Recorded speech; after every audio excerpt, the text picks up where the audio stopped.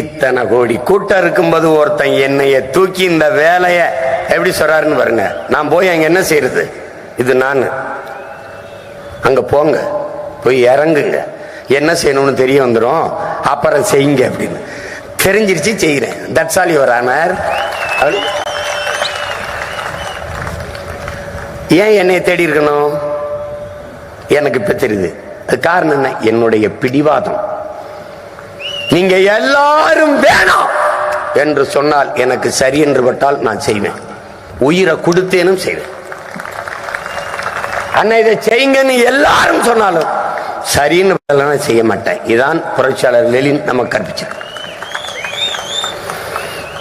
வீர துறவி விவேகானந்தரின் அன்பிற்குரிய தம்பி தங்கைகளே, முழுமையான நேர்மை, அவர் சொல்றாரு, முழுமையான நேர்மை, புனிதம், எதையும் எளிதில் வென்று முடிக்கக்கூடிய செயலாற்றல் பெற்ற இளைஞர்கள், தகுதியானவர்கள். அவர்கள் 50 பேர் ஒன்றிணைந்து நின்றாலே புரட்சிகரமான ஒரு உலகத்தை உருவாக்க முடியும் என்கிறார். அவர் 50 பேர் என்றார். நான் 40 பேரை உங்களுக்கு தருகிறேன். இது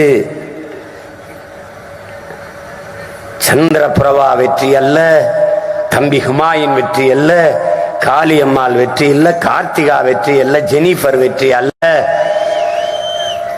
அவர்கள் வெற்றி அல்ல.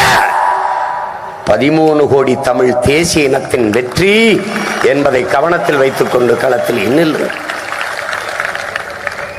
உலகத்திற்கு அறம், மானம், வீரம், இது மூன்றையும் உயிரென்று கொண்டு வாழ்ந்த ஒரு பேரினத்தின் பிள்ளைகள் நீங்கள் என்பதை உணருங்கள்.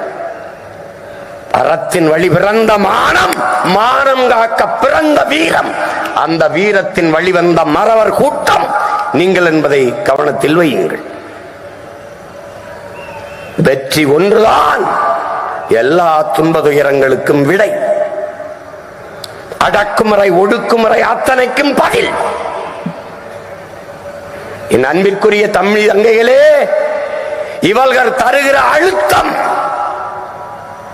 நம்மை ஆவேசப்படுத்தும், அரசியல் படுத்தும், ஒருபோதும் அச்சப்படுத்தாது என்பதை ஆனால் அம்பேத்கர் சொன்ன அந்த புரட்சி மொழிகளை உங்கள் ஆள் மனதில் பதிய வைத்துக் கொண்டு களத்திலே நில்லுங்கள்.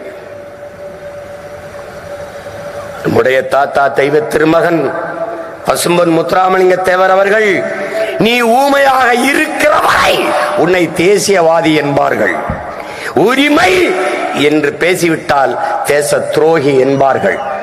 நாம் உரிமை என்று பேசுவதாலே தேச துரோகி என்கிறார்கள். இருக்கட்டும், அந்த பட்டம் எவ்வளவு பெருமைக்குரியது என்பதை என்னிலும் இளைய என் தம்பிதங்கள் உணர்ந்து கொண்டு களத்திலே நில்லுங்கள்.